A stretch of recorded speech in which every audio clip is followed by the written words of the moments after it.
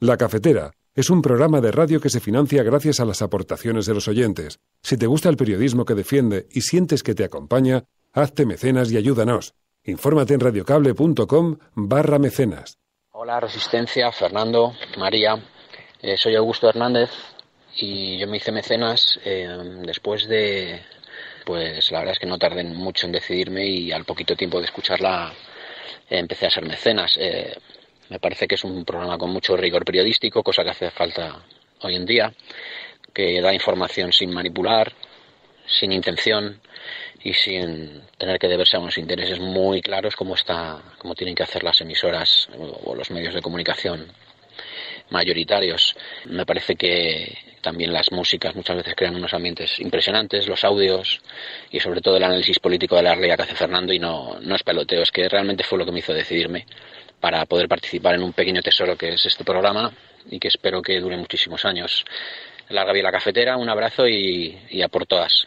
Chao.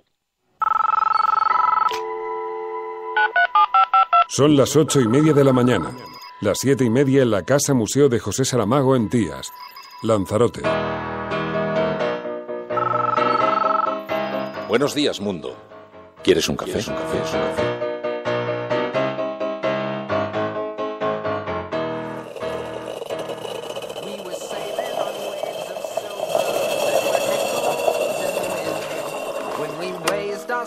To capture them, the ship was lifted up and then it was sank.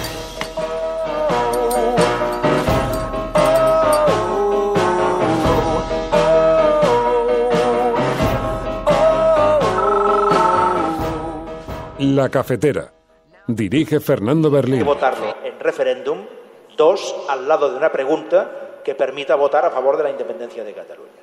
Y entonces que la gente en Cataluña escoja o independencia o oferta del Estado español sobre el autogobierno. Nosotros hemos sido los únicos que le hemos preguntado en esta sesión de control al señor Puigdemont por los contactos con el Gobierno de España. Ningún otro grupo le ha querido preguntar por esto. Nosotros lo que le hemos pedido al señor presidente es que dé la cara ante los catalanes. No puede ser que tengamos un presidente de la Generalitat que se esconde, que no da explicaciones por el caso Vidal. Yo me tengo por una persona muy seria y mientras yo esté al frente del Partido Popular de Cataluña, el Partido Popular va a actuar con responsabilidad en un momento muy complicado como el que estamos viviendo en Cataluña en estos momentos. Bueno, a mí no me parece mal que haya diálogo, lo que pasa es que nos gustaría saber, si se reúnen, pues que lo cuenten, no pasa nada, ¿no? Yo creo que es normal que el presidente del Gobierno de España pueda hablar con el presidente de una comunidad autónoma. Hoy mismo le he preguntado ya al Gobierno, ha sido curioso porque le he dirigido a la vicepresidenta la pregunta y se ha escapado y no estaba en la sesión. La posición que hoy recoge un medio de comunicación mía es la de siempre, ¿no? Es una posición en la que coincide una gran mayoría de personas en Cataluña. Nosotros queremos tratar de los temas que afectan a la gente. Yo quiero que el señor Puigdemont participe en la conferencia de presidentes, como lo hacen el resto de presidentes autonómicos. No puedo ni confirmar ni desmentir. Lo único que le digo es que lo más importante no es si se producen encuentros, que si son discretos, como ha dicho el presidente, pues no se dan a conocer. Lo importante es el contenido. Y el contenido siempre es el mismo, de soberanía, de independencia. De eso nunca va a hablar el Gobierno y va a hablar de los intereses de los catalanes. Le voy a preguntar por su amigo José Manuel Soria. Sí, el de las cuentas y empresas en paraísos fiscales, el que tuvo que dimitir para que no se le siguiera investigando. No está su vicepresidenta, pero pregúntele usted por los negocios en el extranjero de su amigo José Manuel Soria, el mismo que utilizó a un juez corrupto y a un fiscal para atacar a nuestra diputada Vitoria Rosell. Bueno, ahora sabemos que su amigo José Manuel Soria mintió en esta Cámara y a los españoles diciendo que él, su hotelito en Punta Cana, se lo pagaba con su dinero. Pues hoy, por el fallo de un juez, sabemos que solamente se pagó los masajes. Y solamente se pagó los masajes porque lo facturaba otra empresa. Y llamó delincuentes a los periodistas que lo investigaron. ¿Quién es hoy el delincuente?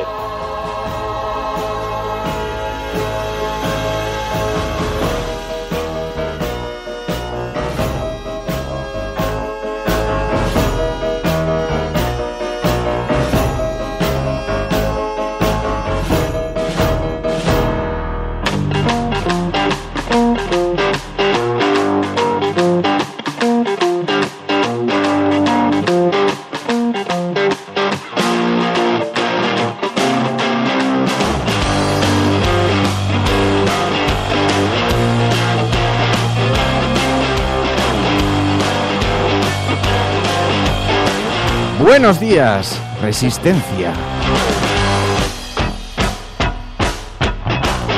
Muy buenos días a todas, bienvenidas a La Cafetera una mañana más, a este espacio en el que nos juntamos los proscritos en los límites del bosque de Sherwood.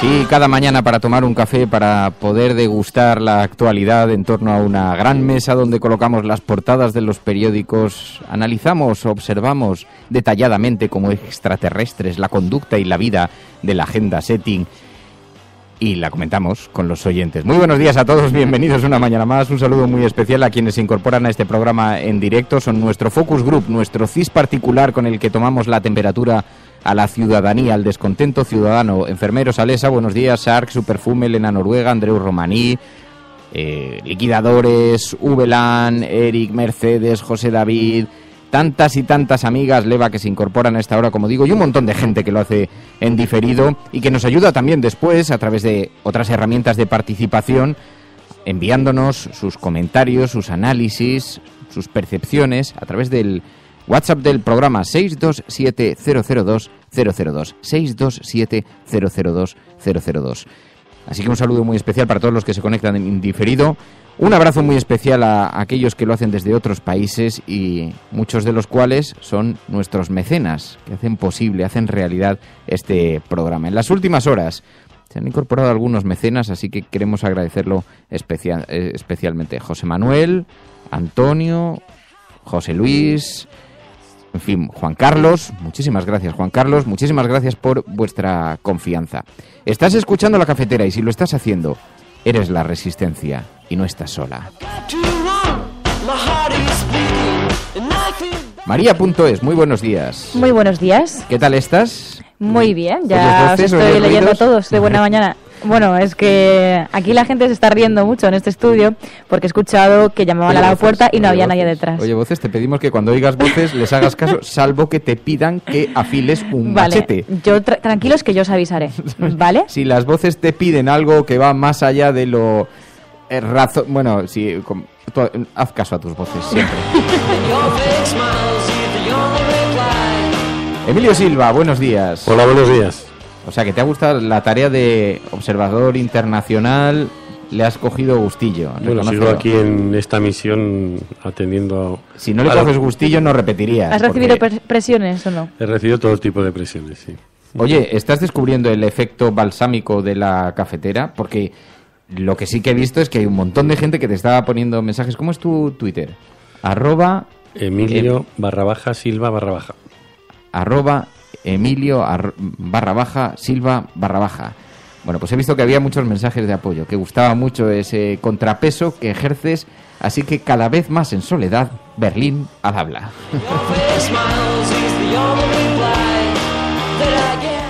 Ya era hora de que hubiera una cana en la cafetera. Sí, es verdad, estamos haciendo un reparto generacional bien interesante, estamos retratando diferentes generaciones. Está bien, ¿cuántos años tienes tú? ¿Se puede preguntar eso? Pues yo viví el 23F con... Hombre, yo viví el 23F también, Emilio. Yo no. ¿Cuántos años tenías tú, Mary? Yo... Menos cuántos. ¿No habías nacido todavía? No. Bueno, que está bien. Oye, cada uno tiene la edad que tiene, no, claro. Eso no tiene sentido. ¿Tú cuántos años tenías? Yo tenía 15. 15 años tenías. Yo debía tener... ¿En qué año fue? En el 81. En el 81. O sea, yo tenía 4 años, 3 o 4 años. O sea, que te acuerdas perfectamente, ¿no? Sí, y además ahora se están desclasificando un montón de papeles para recordarlo mejor. ¿Aquí en España? Bueno, la CIA en estas cosas periódicas que hace está sacando a la luz algunas cosas. ¿Y ha salido algo relevante, más allá de lo que sospechamos? Bueno, no, yo creo que es relevante que la gran actividad que tuvieron los servicios secretos de Estados Unidos en esos días, ¿no? Porque estábamos en plena Guerra Fría y lo que ocurriera aquí era muy determinante. Bueno, pues vamos a hablar de todo un poco. Seguramente esto saldrá porque es un aniversario que, como os podéis imaginar, hoy especialmente en las redes sociales, muy comentado, el aniversario del 23F, aquel golpe de Estado que, entre otras cosas, introdujo algunos cambios en el país. Tuvo un efecto...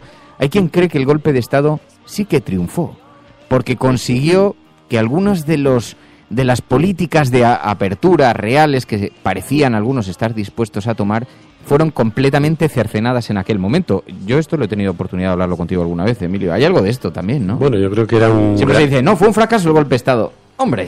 Yo creo que era un gran susto, ¿no?, para un país que estaba empezando a decidir por dónde quería moverse y había que ordenarlo, ¿no?, sobre todo cuando venía una victoria de un partido socialista, y no es porque el Partido Socialista fuera a desmandarse, sino porque ya habíamos tenido la experiencia de una república que llegó en unas elecciones municipales y de alguna manera no se sabía qué iba a hacer la gente, y esto generó, digamos que bastante orden, ¿no? El grito ese de quieto todo el mundo, pues iba dirigido a todo el mundo. Bueno, entre otras cosas, fue demoledor para la memoria histórica, que tú también conoces, porque sí, aquellas heridas, sí que fue la gran excusa para no reabramos las heridas, ¿no? Bueno, en ese momento es como si alguien con una pistola te está apuntando en la cabeza y te está diciendo que en unas horas tienes que decidir qué modelo de país quieres, qué modelo de pasado, qué modelo de presente y qué modelo de futuro. Y siendo un poco más conspiranoico, se parece mucho al golpe que hubo en Rusia en el año 91, que fue prácticamente igual, dibujado en una pizarra, donde en un momento de inestabilidad después de la perestroika, un asalto del ejército al Parlamento, allí nació como Salvador Boris Yeltsin y aquí Juan Carlos de Borbón. Bueno, escuchas La Cafetera y si lo estás haciendo, no estás sola. De todas formas, Mary, en cualquier momento puedes intervenir, porque a mí... No, lo digo en serio. No, es que porque no había nacido. Claro, pero una cosa que me parece muy interesante es el encuentro intergeneracional que se está dando en el programa en los últimos días, porque tu generación percibe el 23F de una manera, en muchos casos probablemente lo olvida. Sobre todo desde una manera muy oscura. Desde una manera muy oscura porque como no lo vivimos, lo tenemos no totalmente desconocido, pero sí un poco, digamos, teatralizado, ¿no? Nos han contado a través de la televisión qué pasó muchas veces, pero no se llega a saber ni en los porqués, ni por qué se llegó a esas conclusiones. Hay ahí como vacíos, ¿no? Yo por ejemplo, les preguntaba a mis padres que por qué pasaba eso, ¿no? Que por qué hubo ese desenlace. Digamos que había en esa historia, como si fuese una película, ¿no? En esa historia hay como nudos que no acaban de deshacerse, ¿no? Bueno, hay que tener en cuenta que nosotros recordamos golpes y María los oye en la puerta, ¿no? Esa es muy buena frase. Es que ha sucedido una cosa cuando estábamos aquí en el programa. María de pronto se ha levantado. Estábamos a punto de empezar el programa, a punto de empezar a emitir. Por eso nos hemos retrasado, en realidad. Claro. Estábamos a punto de empezar a emitir. Se levanta con cara de... se están oyendo golpes en la puerta, ¿no? Y entonces la hemos mirado como esto se está empezando... He abierto la puerta, pero no, pero es que tengo muy buen oído. Lo que pasa es que a veces me falla, ¿sabes? Esto se está empezando a complicar, amigos. Bueno, no va a ser el tema sobre el que pivote hoy el programa, aunque habrá referencia seguro, pero habéis visto que hemos elegido un hashtag. La cafetera sos estibadores. La cafetera sos estibadores. Hay un conflicto abierto entre los estibadores y el gobierno en el que se está instalando una suerte de mitología muy detectada por los ciudadanos, porque he visto críticas muy evidentes a lo que estaba ocurriendo, pero los estibadores están sufriendo toda una ofensiva laboral, se está tratando de cambiar su modelo de trabajo y están prácticamente tratando de enviarlos a las ETTs, a las empresas de trabajo de temporal. Son trabajadores muy bien organizados, eso preocupa mucho a algunas instituciones, y entonces se han convertido en objeto de ofensiva. Lo vemos en los medios de comunicación, y en estos días va a tener que decidir el gobierno cuál es exactamente su posición en torno a los estibadores. Bueno, resulta que algunos de los estibadores son además muy oyentes nuestros, y esto nos ha gustado especialmente. Pero más allá de eso, es que aquí se está produciendo un conflicto laboral del estilo de otros que hemos conocido. Se les está culpando por cobrar mucho y hay gente entre la ciudadanía subiéndose a ese discurso que me parece absolutamente demoledor, porque en lugar de reclamar que el resto consigamos tener una situación laboral en condiciones, lo que están diciendo es están aceptando que se les baje a ellos los sueldos. Bueno, es una cosa demencial lo que está ocurriendo, el ataque tan frontal. Ya lo vimos cuando empezó a filtrarse los sueldos que tenían, empezó a ser objeto de debate en las tertulias. Y solo quiero recordar una cosa, uno de los principales aspectos mitológicos.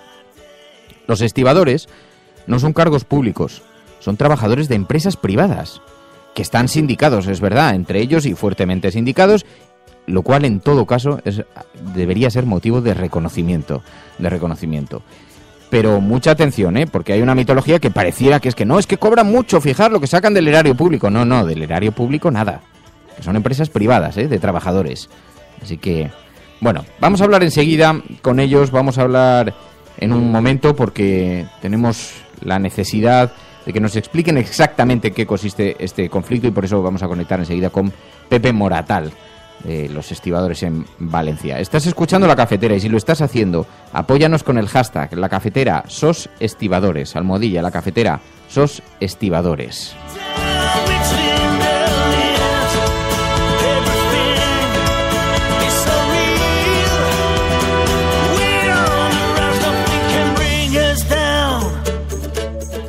Tu colaboración es importante. Ayúdanos retuiteando la dirección de este programa. Hagamos que se nos oiga. Hagamos que se nos conozca. Radiocable.com.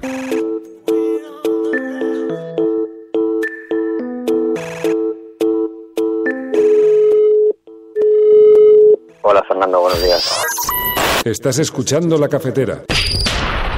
Pepe Moratal, estibadores, muy buenos días.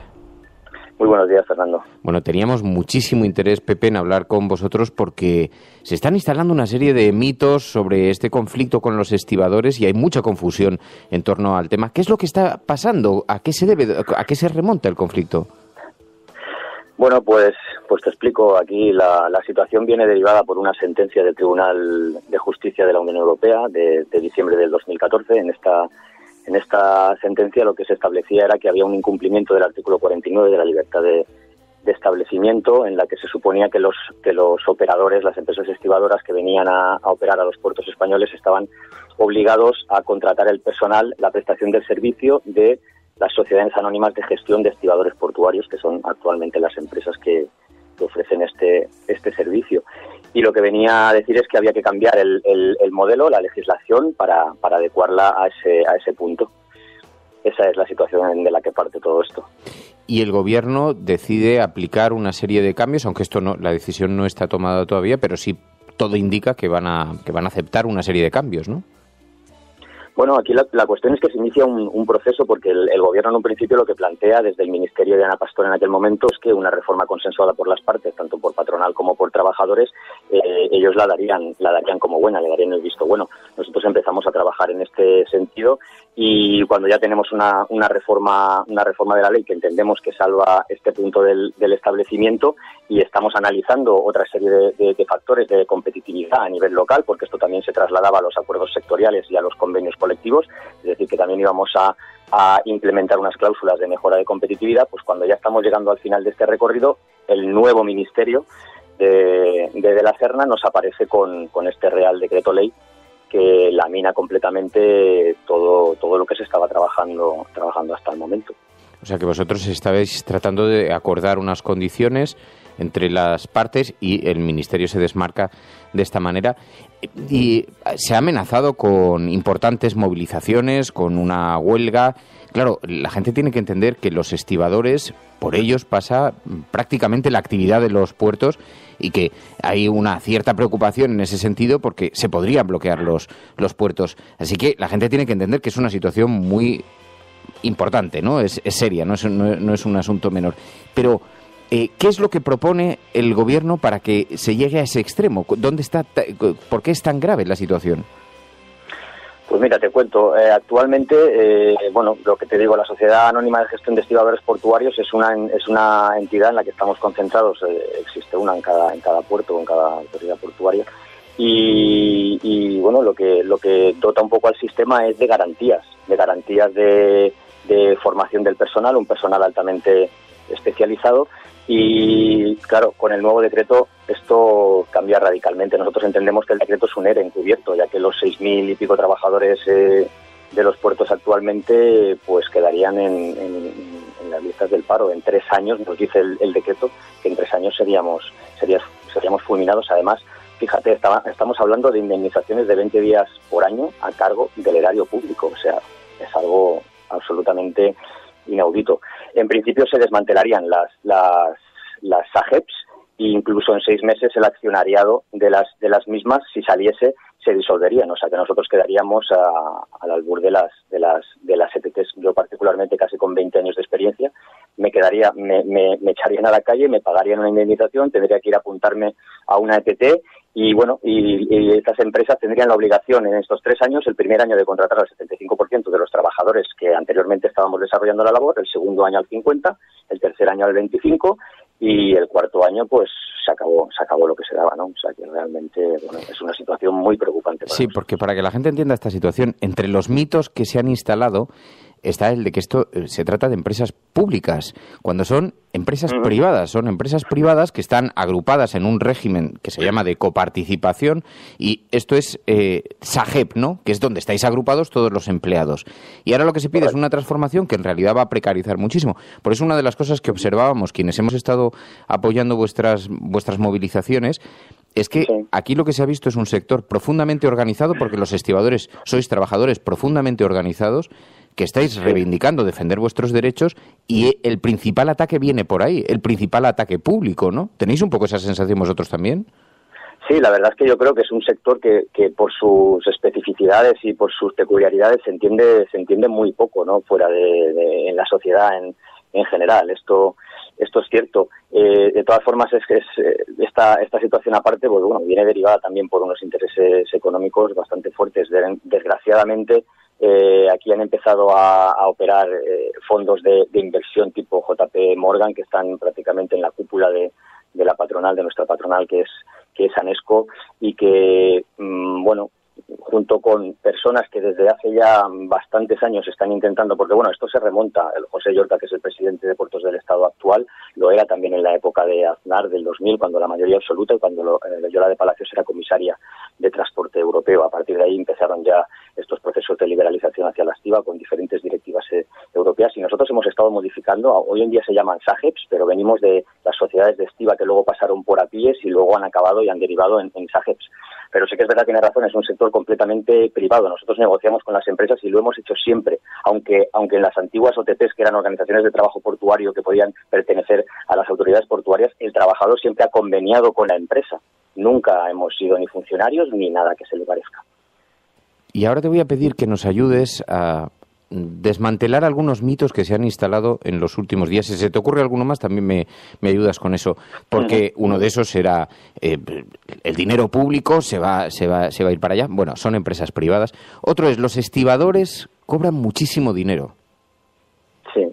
Bueno, eso también es un tema complicado de entender, quizá por nuestra idiosincrasia, ¿no?, y por nuestra manera de trabajar. Nosotros trabajamos 24 horas al día en turnos de 6 horas, 4 turnos de 6 horas, 363 días al año. Puedes entender que trabajamos en horarios nocturnos, en horarios lo que nosotros denominamos supernocturnos, trabajamos festivos también en esas 24 horas. Aparte, nuestro salario tiene un porcentaje muy elevado que va destinado a la productividad.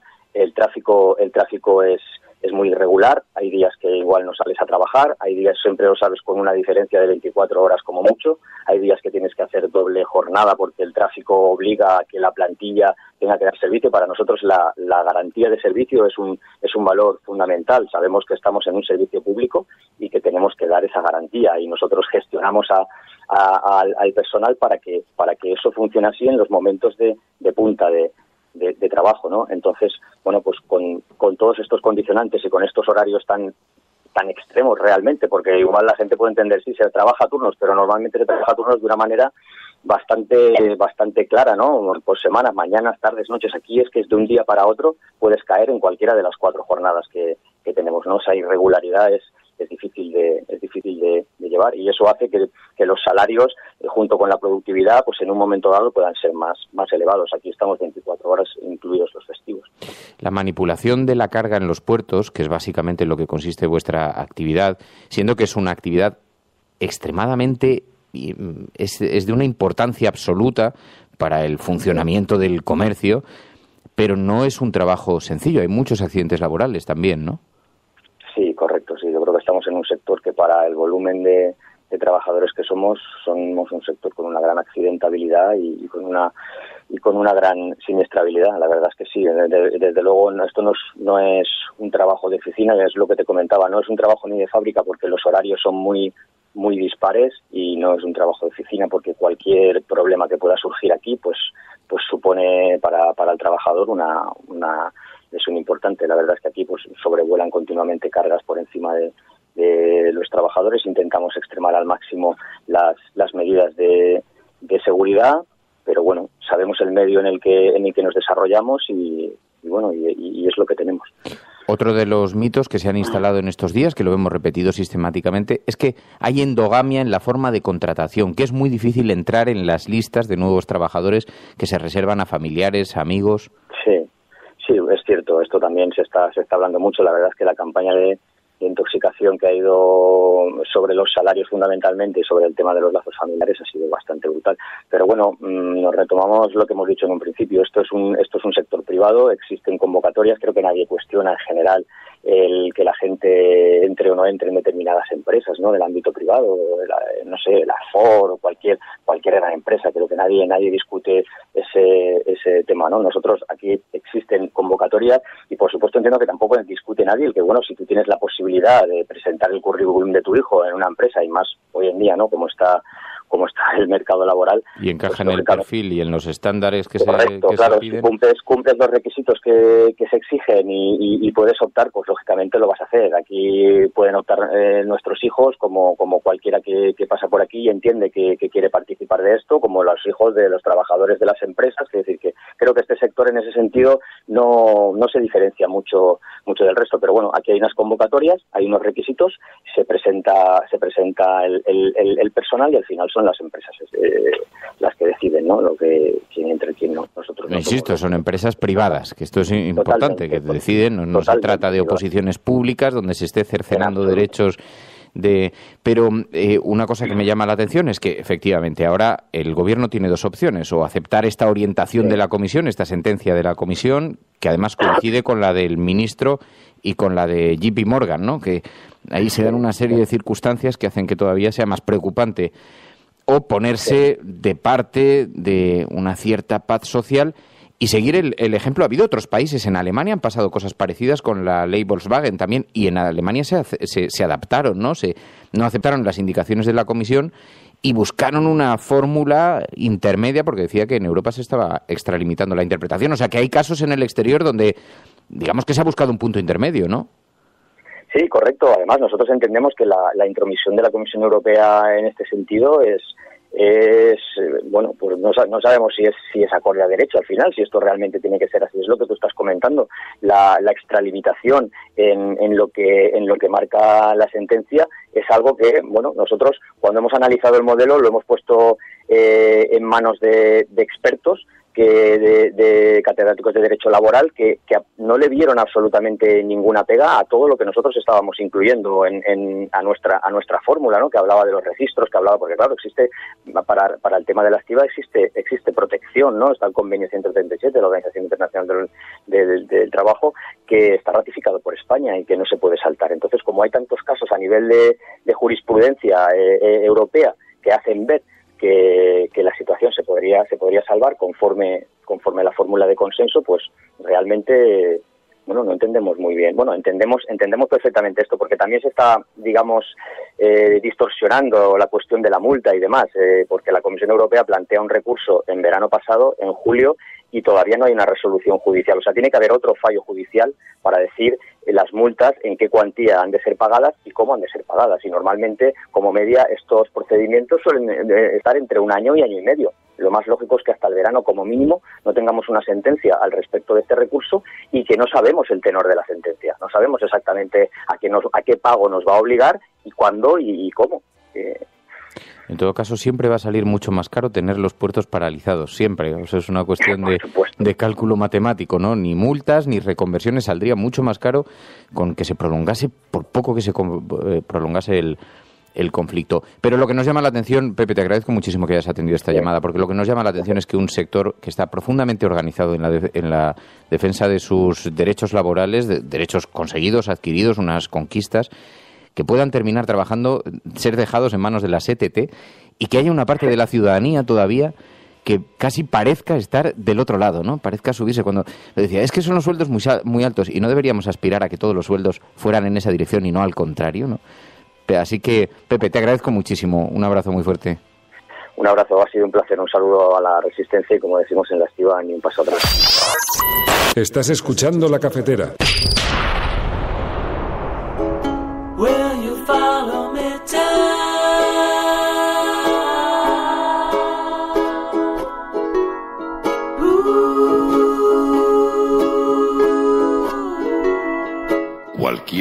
sistema que montó será derribado. Es que lo queréis todo, educación pública, sanidad pública, queréis tener una pensión, queréis que se os pague por trabajar. Pobres ciudadanos, pobres ciudadanos. Luego, pues te voy a decir una cosa, Emilio, tú no estabas de acuerdo conmigo, pero yo sí creo que existe una conciencia de clase, una conciencia de trabajador. Existe clarísimamente. Lo que pasa es que hay que cambiarle las palabras. Mira, hombre, la gente en cuanto ve amenazado estas conquistas, sí que se une. Otra cosa es que nos estemos encontrando algunos que asumen el discurso contrario.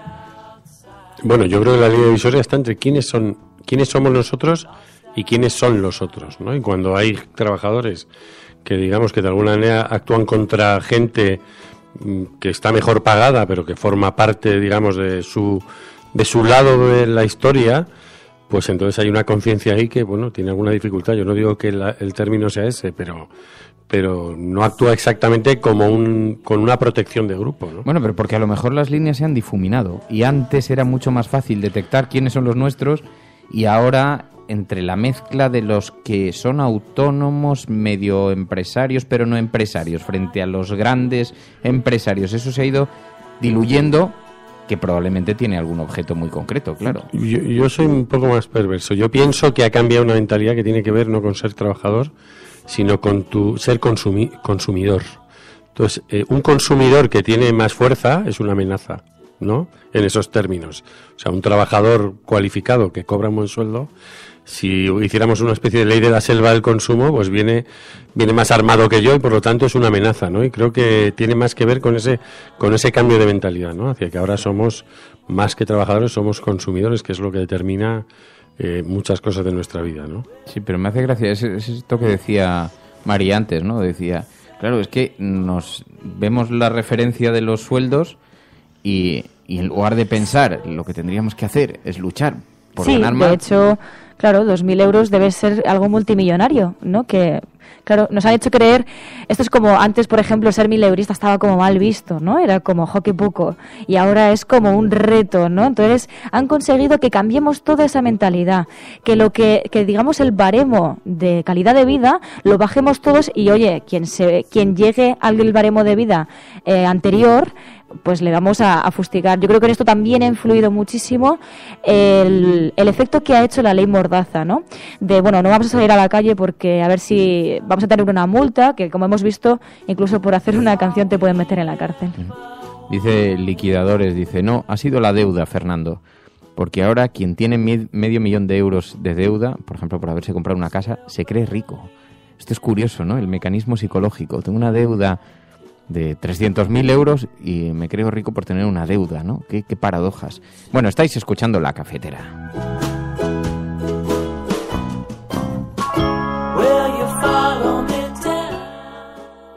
Hoy, en todo caso, no es lo que viene recogida en las portadas de los periódicos. Hoy no es el asunto central. Hay algunas informaciones relacionadas con Cataluña, sobre las que se está poniendo mucho interés, porque resulta que ayer La Vanguardia desveló un encuentro secreto entre el presidente del gobierno y Puigdemont, el presidente de la Generalitat. Así que quedaron en verse en otra ocasión y ahora hoy La Vanguardia dice que la reunión pendiente parece alejarse porque ayer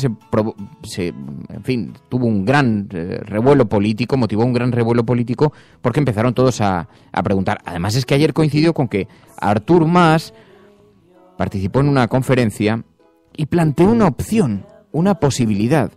Dijo, se pueden plantear 2 referéndum y que la gente elija, que escoja la independencia o que el gobierno español plantee algún modelo de autonomía nuevo, alguna nueva fórmula y que la gente simplemente elija. Hay que votarlo en referéndum, 2 al lado de una pregunta que permita votar a favor de la independencia de Cataluña.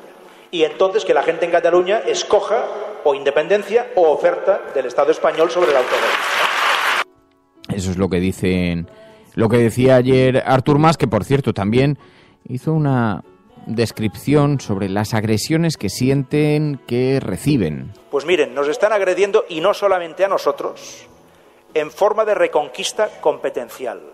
También es una agresión la judicialización de la política y también Tenemos la agresión de la guerra sucia.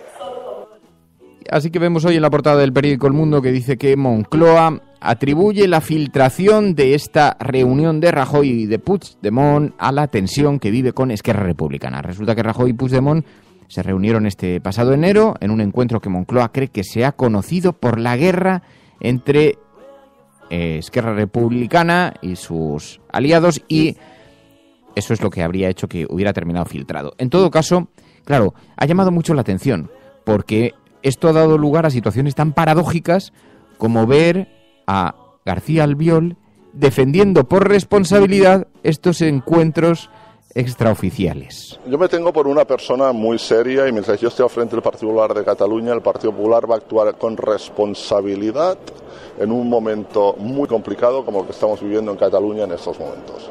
Y dentro de esta responsabilidad está el no comentar con quién come o no deja de comer el presidente del Gobierno de España. Lo que sí que está claro es que no hay ningún tipo de acuerdo ni negociación, o sea, rotundamente no existe para la celebración de un referéndum que lo que haría es quebrantar la soberanía nacional y lo que pretendería es separar Cataluña del resto de España. Ya, pero me pregunto qué hubiera pasado si el encuentro hubiera tenido lugar, por ejemplo, entre Zapatero y Puigdemont en Moncloa. ¿Qué estaría diciendo el señor Albiol? Bueno, en el año 2006 hubo un encuentro entre Zapatero y Artur Mas cuando se estaba negociando precisamente el Estatut de Cataluña, y a espaldas de Esquerra y de quienes formaban el tripartito que gobernaba entonces Cataluña, que ocurrió más o menos de esta misma forma, ¿no? Lo incomprensible, yo creo, es porque este tipo de encuentros tienen que ser secretos. A estas alturas de la película, cuando hay unas reclamaciones de transparencia y el hecho de que se reúna un presidente del gobierno con el presidente de una comunidad autónoma se tenga que hacer a espaldas de la gente, ¿no? Que es un poco un misterio, envolver eso de un misterio que en una democracia debería ser algo natural, ¿no? Y muchas veces estas reuniones saltan a la luz un tiempo después porque se producen de espaldas a la ciudadanía. Otro globo sonda, dice, hasta aquí hemos llegado. Dice, mientras tanto, fiscales anticorrupción depurados, 5 mujeres asesinadas en 72 horas. En fin, es verdad, porque mientras tanto esto sirve de una eficaz cortina de humo para limitar la información sobre otras cosas que son enormemente relevantes. De todas formas, te diré que hoy en la portada del ABC figura lo de las mujeres asesinadas, ahora lo comentamos. Pero bueno, mientras tanto, en esa cortina de humo, Rajoy se tuvo hasta que pronunciar en los pasillos del Parlamento y dijo, sí, yo quiero hablar con Cataluña. La posición que hoy recoge un medio de comunicación mía es la de siempre, ¿no? Es una posición en la que coincide una gran mayoría de personas en Cataluña. Nosotros queremos tratar de los temas que afectan a la gente. Yo quiero que el señor Puigdemont participe en la conferencia de presidentes, como lo hacen el resto de presidentes autonómicos, porque ahí se habla de asuntos como la financiación autonómica, se habla de la dependencia, se habla del empleo, se habla de los problemas demográficos que hay en España, y creemos que todo eso le importa a los ciudadanos de Cataluña. Yo quiero hablar también de los presupuestos, quiero hablar de las inversiones, quiero hablar de las infraestructuras. Eso decía Mariano Rajoy, dice Espeonza Aguirre. Sí, pero mientras tanto la depuración en Murcia es un asunto tremendo. Ahora lo comentaremos. Han sido relevados el principal fiscal anticorrupción en Murcia en el momento de mayor tensión que se está viviendo en esa comunidad autónoma, cuando está siendo señalado el presidente de la comunidad autónoma, ni más ni menos que el presidente, por una imputación que está poniendo en cuestión incluso su cargo. Bueno, pues resulta que Mariano Rajoy justifica esas conversaciones, pero dice que abarcan hasta donde abarcan, y vemos a Rivera que tampoco le parece mal el diálogo. Ahora resulta que es que son todos muy dialogantes. Bueno, a mí no me parece mal que haya diálogo. Lo que pasa es que nos gustaría saber, si se reúnen, pues que lo cuenten, no pasa nada, ¿no? Yo creo que es normal que el presidente del Gobierno de España pueda hablar con el presidente de una comunidad autónoma. Hoy mismo le he preguntado ya al Gobierno, ha sido curioso porque le he dirigido a la vicepresidenta la pregunta y se ha escapado y no estaba en la sesión y nos ha dicho que no la contestaba, ¿no? A mí me parece que si están dando tanto bombo a la relación entre Cataluña y el Gobierno de España, lo lógico es que contesten y en la sesión de control puedan preguntar y contestar en esos términos. Yo creo que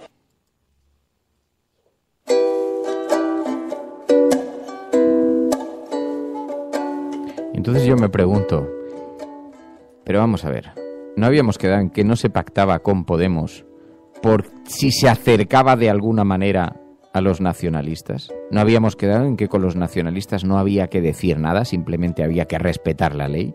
Porque claro, los giros son absolutamente monumentales. Inés Arrimadas también dijo, vamos a preguntar en el Parlamento por estas reuniones. Nosotros hemos sido los únicos que le hemos preguntado en esta sesión de control al señor Puigdemont por los contactos con el Gobierno de España. Ningún otro grupo le ha querido preguntar por esto. Nosotros lo que le hemos pedido al señor presidente es que dé la cara ante los catalanes. No puede ser que tengamos un presidente de la Generalitat que se esconde, que no da explicaciones por el caso Vidal, que no va a las reuniones de presidentes autonómicos y cuando tiene reuniones, pues las esconde.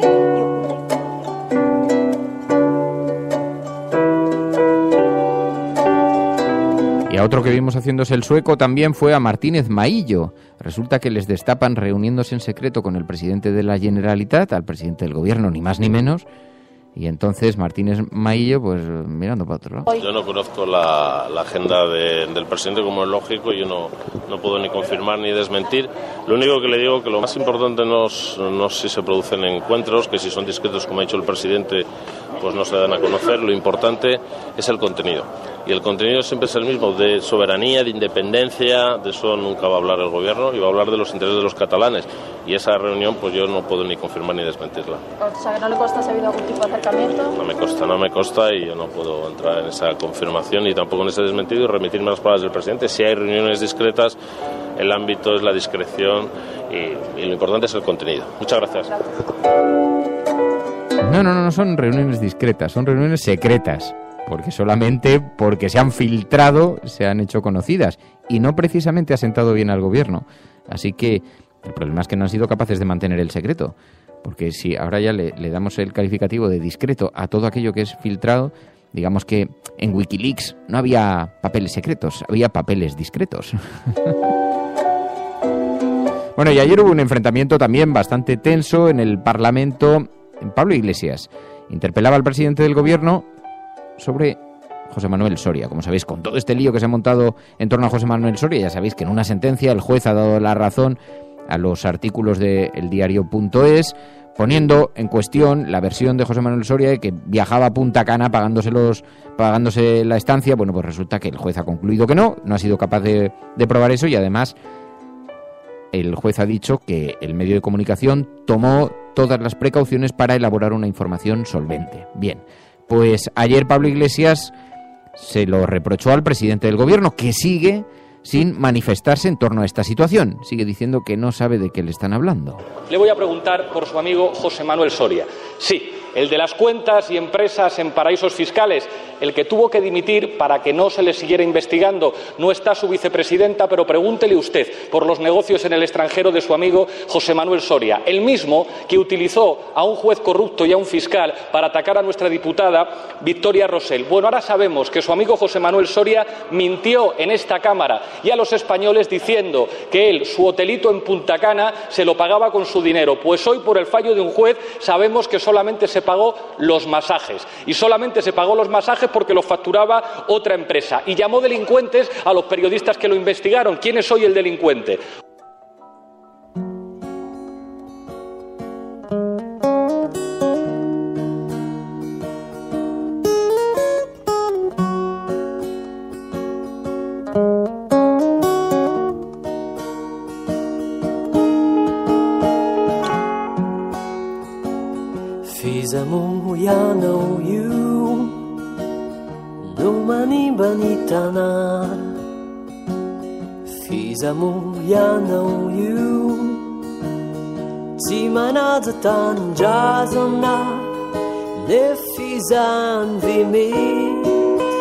Reconoce que le ponemos, Emilio, que le ponemos flow a la mañana.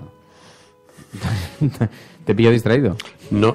El otro día me lo hizo Ferreras, no me hizo ninguna gracia. Además, luego me lo confesó. Estaba en la tertulia y estaba con el móvil. Claro, es que ahora Al Rojo Vivo empieza a las 11, macho. Es que cuando llevamos 11, a las 12 y media miro el reloj y digo, ahora estaríamos entrando. Y entonces estaba yo ahí, como tienen tantas conexiones, tantas cosas, me pongo ahí a consultar el móvil y de pronto me ve que estoy distraído y como un profesor el tío coge y me dice, Berlín, ¿qué te parece a ti el caso de Granados y la finca? Y yo, bueno, pues parece relevante, supongo. Digo, si le dedicáis este tiempo. Estaba mirando unas cosas sobre el actual fiscal general del Estado, que fue nombrado con la llegada de este gobierno, porque parece ser que el anterior en el cargo no era suficiente para producir todo lo que está ocurriendo ahora con los fiscales en algunos sitios de España, incluso con la Fiscalía de la Audiencia Nacional, ¿no? Sí, vemos un gran revuelo en torno a este asunto, lo vemos en la portada del periódico El Mundo hoy, relevo en las dos fiscalías más sensibles políticamente. José Manuel Maza, fiscal general del Estado, renueva 2 puestos clave en la lucha contra la corrupción, el terrorismo y el desafío soberanista. Reemplaza a Javier Zaragoza tras 2 años en la Audiencia Nacional por Jesús Alonso y coloca al frente de anticorrupción a Manuel Moix. Hay un verdadero revuelo, desde luego, en el debate público está instalado y la gente está muy enfadada porque la gente cree que es lo que parece. Y desde luego lo que parece es un movimiento salvaje para quitarse a los discrepantes de en medio, ¿no? Entonces, a partir de ahí, el debate público lo tenéis abierto, se ve claramente en las redes sociales, se ve en las tertulias, en fin, hay... Es como dice, los gatos mian, dice, quieto todo el mundo, se siente en coño, pero no solamente porque sea 23F, ¿no? Porque es verdad que de vez en cuando nos encontramos con noticias como esta que son bastante transparentes. Pero os decía hoy, el periódico ABC, 5 mujeres asesinadas por sus parejas en 72 horas. Es un asunto, ahora hablaremos en la agenda de la cafetera de este tema, pero hoy lo lleva, ¿cómo será que hasta la portada del ABC está plenamente dedicado a esto? Ya no se puede mirar para otro lado.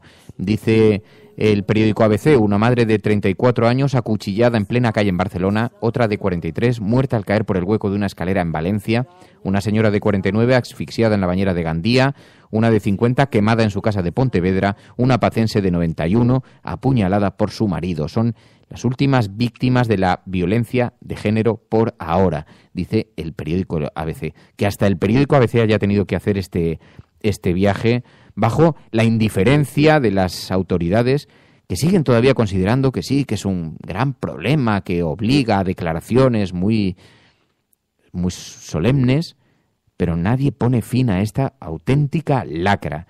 ¿Qué es lo que está pasando? Es terrible. Dice Marla Singer, Eric25 dice en internet, dice, estamos completamente asalvajados. Jaime Asensio, el terrorismo machista, basta ya, nos estamos embruteciendo, dice Lucy. Es verdad, es que hay una gran conciencia social y las administraciones, las autoridades, no están caminando a la misma velocidad. Es la primera vez, yo creo, que hay tanta conciencia social en torno a un asunto y, sin embargo, se siente de forma tan flagrante el abandono institucional, ¿no? Bueno, ahora seguimos hablando de eso. Estás escuchando La Cafetera. Esto en lo que se refiere a la agenda setting, pero hay una agenda más allá de la agenda setting. From this day forward, it's going to be only America first. America first. Hemos hecho historia. El cielo no se toma por consenso, el cielo se toma por asalto. En la confrontación electoral venezolana entre uno... Yes, we can. Yes, we did. Bueno, yo creo en la democracia y por tanto yo creo... No, hombre, no era instructora, no, hombre, no, es que no tienes ni idea. El enemigo es Daesh, el terrorismo yihadista. Cuando nosotros decimos que vamos a bajar los impuestos todavía más que ahora, tenemos credibilidad. Más allá de la agenda setting, está la agenda de los oyentes de La Cafetera. Buenos días, cafetera. Parece lo que les pasa es que no sale el referéndum como ellos quieren. Entonces la lección sería: no hagas un referéndum si no lo vas a ganar. Que es la única salida al problema territorial. La verdad es que no creamos en la democracia. En lo que empezamos a no creer es en las encuestas. Que conozco votantes de Izquierda Unida que estarían dispuestos a votar. Tu colaboración es importante. Ayúdanos retuiteando la dirección de este programa. Hagamos que se nos oiga. Hagamos que se nos conozca. Radiocable.com.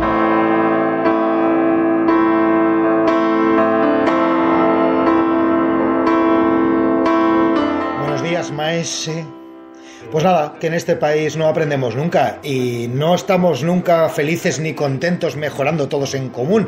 No, aquí la alegría nos la proporciona cuando vemos que alguien que está al lado un pelín decentemente podemos hacer que se encuentre peor para hundirnos todos en la mierda, mientras que los que se lo llevan muerto se van cada vez más lejos. Pero bueno, básicamente yo estoy tuerto porque tú estás ciego, estoy mejor, más contento. Ay... es un sentimiento compartido, vemos ahí, pero hay algo de eso, ¿no? Si yo estoy jodido, espero que tú estés peor, como decía Menudo Tierro, ¿no? Bueno, las noticias... Dime, Emilio, perdón. Hay un poema que yo, como tengo las canas en el año... A finales del siglo XIX, que usó mucho la derecha española a principios del siglo XX, que de un poeta que se llama José María Palacios, que se llamaba El Jorobado, ¿no? Y decía: el jorobado Torroba está pidiendo igualdad. ¿Quiere perder la joroba o nos quiere jorobar? ¿No? Y era utilizado como un argumento para decir que los que buscaban igualdad en la sociedad, en el fondo, querían hacer una especie de descenso social a todo el mundo para que todo el mundo estuviera mal como ellos, ¿no? Pero ¿sabes qué me pasa? Que yo me niego a creer que la gente sea así. O sea, estoy convencido de que hay gente que es así, porque lo conozco, la detectamos alrededor, la observamos, que además son crecientes, pero no suelen ser muchos. Sin embargo, imponen sus tesis y se adueñan, se apropian del discurso. Alguna vez lo hemos hablado aquí, poniendo como epicentro a la gente negativa, a la gente positiva. Yo creo que la gente en general es bastante positiva, pero hay gente que es muy negativa, tremendamente negativa, ¿no? Y se apropian del discurso público también. Entonces, sin embargo, yo tiendo y quiero pensar que la gente no es así, que la gente no quiere que esté todo el mundo jodido y que hay gente, oye, que se alegra de que pues a unos nos va bien en un momento y luego nos va mal, porque eso es la vida, ¿no? Y hay gente que entiende este discurso. Y no, porque si no, si de verdad tenemos una sociedad, si vamos a ser tan pesimistas con lo que tenemos por delante, es demoledor, o sea, es para preocuparse, ¿no? O sea, yo espero que del siglo XIX hayamos aprendido alguna cosa. Hay gente que piensa que España entra todavía en el siglo XIX. Bueno, es que algo todavía estamos ahí, eso sí es verdad. Pero bueno, enviáis noticias también, que María está recogiendo noticias sobre las que queréis que coloquemos el foco, Mary. Sí, empezamos con una que ha tenido mucha trascendencia en redes sociales y nos la enviáis muchos de vosotros, como por ejemplo Batiel Blau, Bea Mónic y Libertino Frank Cachela. Y es que la Audiencia Nacional ha condenado a 3 años y medio de cárcel al rapero Valtònyc por el contenido de sus canciones. Resulta que la Audiencia Nacional ha condenado al rapero mallorquín, como decimos, Josep Miquel Arenas, conocido como Valtònyc, a 3 años y medio de prisión por supuestos delitos de enaltecimiento del terrorismo, calumnias e injurias graves a la corona, así como también amenazas por el contenido de las letras de algunas de sus canciones en las que se refiere al rey Juan Carlos. Mientras, seguimos con un problema, con el problema que nos compete directamente. Sindo Rubín nos habla de que al menos 74 inmigrantes muertos en un naufragio frente a la costa de Libia. Para explicar este suceso, me he remitido al tuit del pasado 17 de febrero de Óscar Camps, que decía 108 personas a bordo, 20 mujeres, 5 embarazadas, una de 9 meses, 22 menores, y seguimos buscando otra embarcación. A este tuit le sigue otro, más actual, del 21 de febrero de Óscar Camps, que dice: ya apareció la embarcación que no se encontraba hace 3 días, es triste pero real, y se refiere a estos 74 inmigrantes y refugiados que se han encontrado muertos. Según informa EFE, además, la Guardia Costera italiana ha confirmado en las últimas horas de ayer que ha socorrido en aguas del mar Mediterráneo a 730 personas que navegaban a la deriva cuando trataban de alcanzar Europa. Y hoy, Óscar Camps dice: buenos días, 115 personas rescatadas y a bordo. Seguimos buscando 2 barcas más. Estos son solamente cifras, pero es que detrás hay personas. Como si nos vamos también al caso que nos implica, y es que Nacho Blanco nos habla de que el arranque del año más negro en violencia machista es este año, 2017, y se trata de un total de 16 asesinadas. La confirmación de los asesinatos machistas de 5 mujeres en las últimas horas en Gandía, Valencia, Barcelona, Badajoz y Redondela, en Pontevedra, eleva a 16 las mujeres víctimas mortales de violencia machista en los primeros 53 días del año. 16 en solo 2 meses. Esta cifra, en cualquier caso, dice 20 minutos, fulmina los peores datos de la década y convierte el 2017 en el inicio de año en el más sangriento en violencia de género. Mientras, también, sobre esto ha hablado la ministra Dolors Montserrat y ha creado una gran expectación, pero además también muchas críticas. Y es que ha dicho desde su cuenta oficial de Twitter que el machismo no se acaba con más dinero, sino con más educación, más sensibilidad social. A lo que muchos de las personas en Twitter le han contestado asegurando que sí, que es importante el dinero. Y como aquí aseguramos también en la cafetera, el presupuesto destinado a combatir la violencia machista ha sido recortado. Además, como nos recuerda Ismael Ruiz, han asesinado a estas 5 mujeres y Sol, ante esto, respondió: porque ya no valen las palabras, dice. Y añado yo a esto que porque nos queremos vivas, porque ni una menos y porque no son muertes, sino que son asesinatos.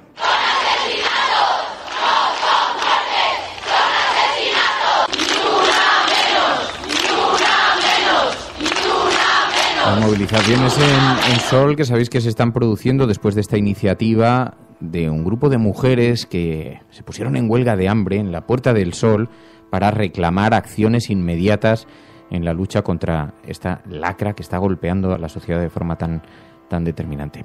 Estás escuchando La Cafetera.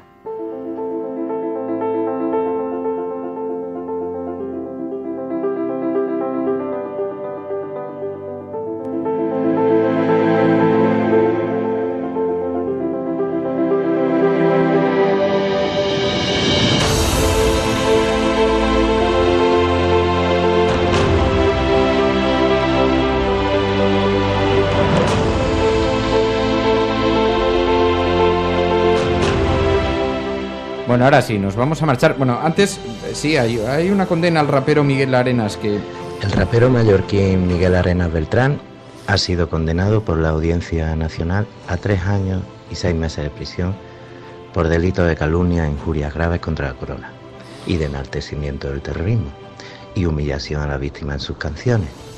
Todo esto simplemente por decir verdades en sus canciones.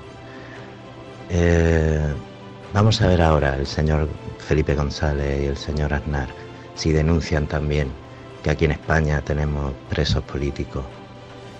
Ya está bien de tanta hipocresía y que reconozcan de una vez que tienen muchos intereses empresariales allí en Venezuela. Bueno.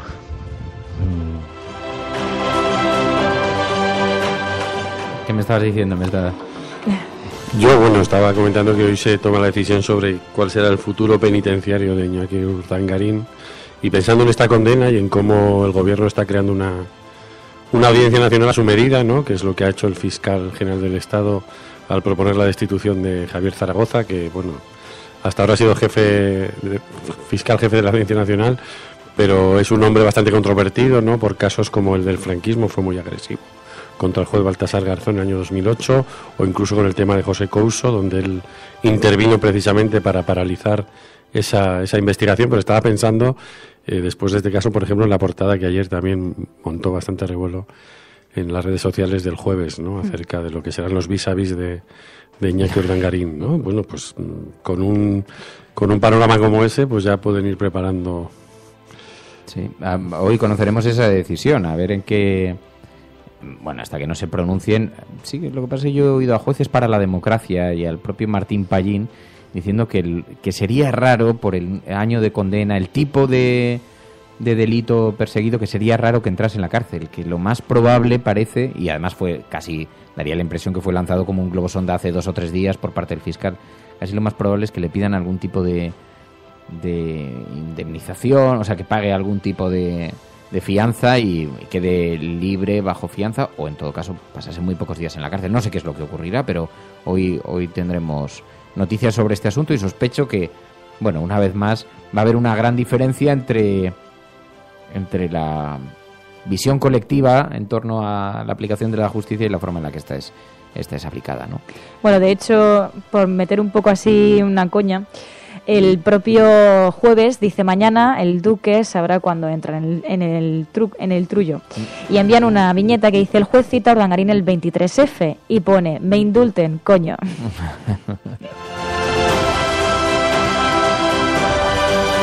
Bueno, y así nos vamos a marchar. 60 minutos. Despedimos a las emisoras que están conectadas a esta hora, emisoras por FM, comunitarias. Ya sabéis que si tienes una emisora comunitaria puedes redifundir este programa gratuitamente. No tienes ni que pedirnos autorización ni que pedirnos permiso. Somos Creative Commons. Adiós.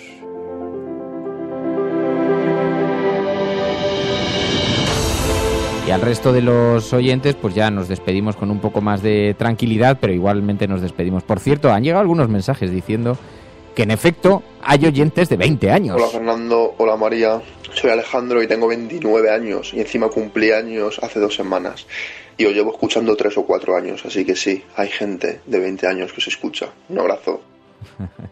¿Qué os pasa? ¿Ves? 29, ya estamos ahí a punto de caramelo, Alejandro. ¡Qué fuerte! Entrando en los 30. A mí no me digas eso cuando tenga 29, como que me la hundo, Mary. ¿eh? ¡Qué fuerte, tía! O sea, Nube, no me puedes hacer esto, Nube.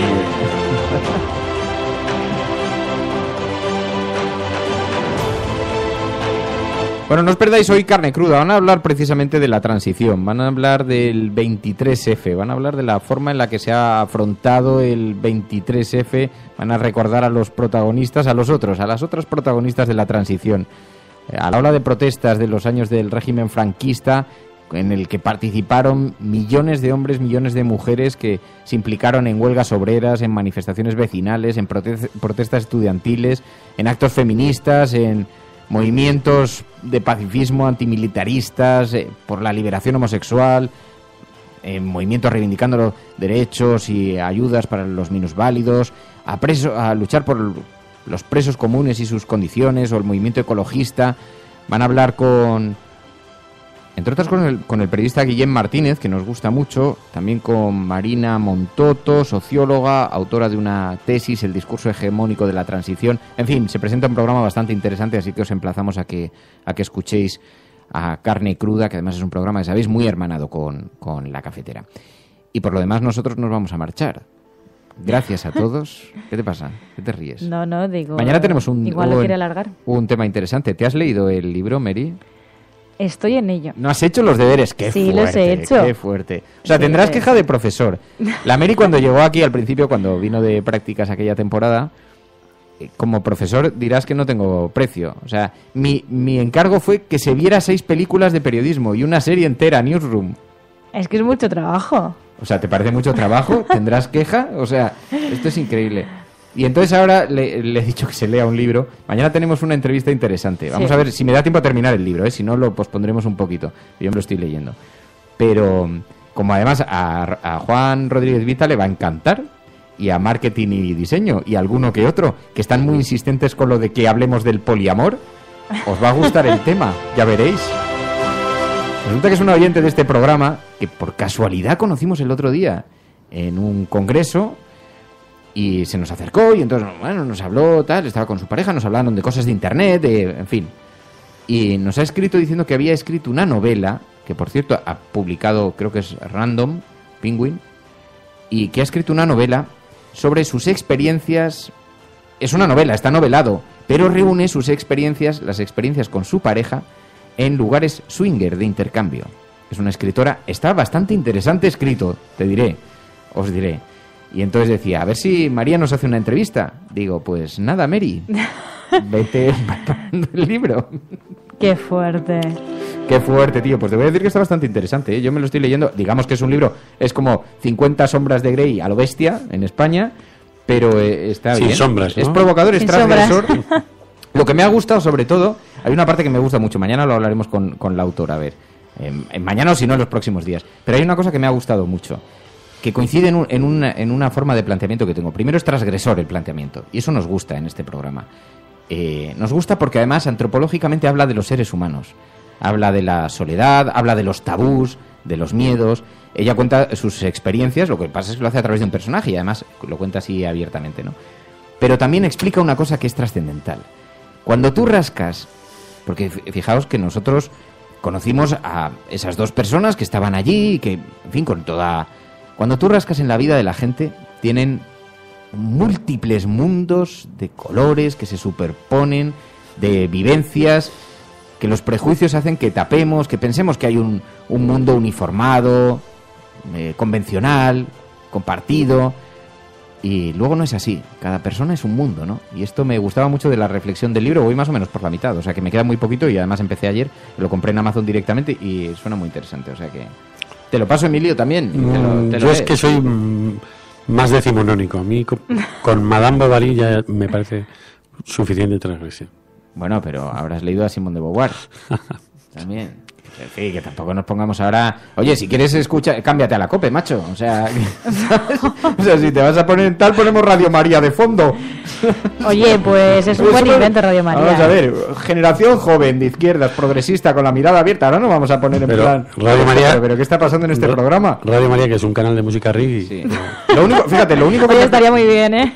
¿Ves? Ahí desvían los tíos para no hablar del tema y se han puesto coloradetos y todo. Yo creo que lo va a escuchar mucha gente. De hecho... No me cabe duda. Mira, ahora levántate y piensa, dice que su hijo tiene 20 años y escucha La Cafetera desde hace ya 2 años, por lo menos. Pero así que queremos las valoraciones de los jóvenes y de los más has utilizado un mecanismo psicológico de desviar la atención hacia un tema que no tiene nada que ver. Bueno, quiero decir, en todo caso, al padre de María Navarro que es una tarea científica y que puede seguir confiando que no tengo por qué experimentarla en mis carnes, ¿no? Ni tiene por qué leerlo si no quiere. O sea, yo ya me he comprometido a hacer yo la entrevista, sé que esto ya es responsabilidad mía y nos interesa por la parte de antropológica de todo este asunto. Tampoco lo vamos a convertir en una cosa científica, que también es una cosa divertida, claro que y sí. Tal. Pero me daba miedo, digo, ya verás tu padre, Mary, ya verás tu padre, va a decir, pero qué centro de depravación es esa de La Cafetera, qué vergüenza, ¿dónde envió a mi hija? Bueno, a veces te pones un poco carajillo, creo. Sí. Bueno, a ver, y a ti te he visto un poquito Radio María, ¿eh? Me estáis preocupando, vaya Dream Team que se ha montado en La Cafetera. Bueno, nos vamos. Mañana lo tienes que dar todo. Mañana sí. Mira, qué fuerte, Fer, qué fuerte, dice José David. Dice, oye, aquí mucha gente de izquierdas, pero llena de prejuicios y clásica. Ubelán se parte. 50 sombras de café, dice Obdemurian. Qué fuerte, repite José David. Bueno, pues esto es La Cafetera, amigos. Así que mañana volvemos. Shark, muchísimas gracias a todos. Un abrazo muy fuerte, que paséis un buen día. Y mirad a la vida con optimismo, sonreíd a la vida, que no se vive tantos años y hay que disfrutar. Si estás escuchando esto, eres la resistencia. Y aunque te intenten convencer de lo contrario, no estás sola.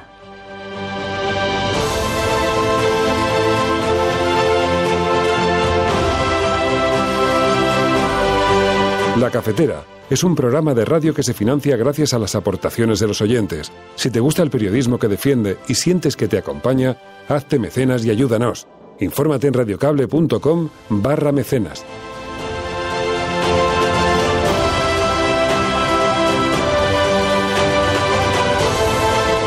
Vuelvan al bosque, camúflense, dispérsense, escóndanse entre las ramas, afilen sus flechas. Adiós, hasta mañana.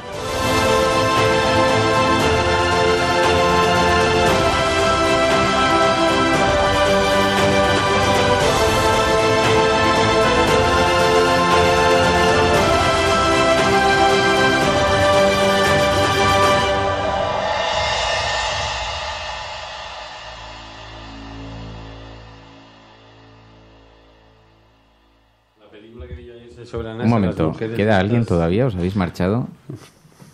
¿Qué estabas diciendo, Emilio? No, que ayer vi... Es que se nos ha escapado una cosa trascendental, Sí. Nos lo recordaba Maese Ciprés. La NASA ha descubierto una galaxia similar a la nuestra, es un sistema solar, ¿no? Bueno, espero que sea un poco mejor, ¿no? Bueno, ya profundizaremos en la Será un noticia bosque de Sherwood. hemos visto solamente lo superficial, pero nos ha dicho, oye, este asunto, y digo, ostras, es verdad, es que se nos ha pasado totalmente, se nos ha pasado. Pero, mucha atención, 7 planetas han sido hallados. Han sido hallados 7 planetas que podrían albergar vida. Hay una rueda de prensa en la NASA, ha sido un descubrimiento que ha tenido una enorme trascendencia en los medios de todo el mundo. Claro, a mí solo me preocupa una cosa. Mañana hablamos en profundidad de esto, ¿eh? Pero es lo que nos faltaba. Una esperanza para los negacionistas y para los que destruyen el planeta. Que encuentren que hay posibilidad de marcharse a otro lugar. O sea, esto es lo que nos faltaba. En fin, adiós. Adiós.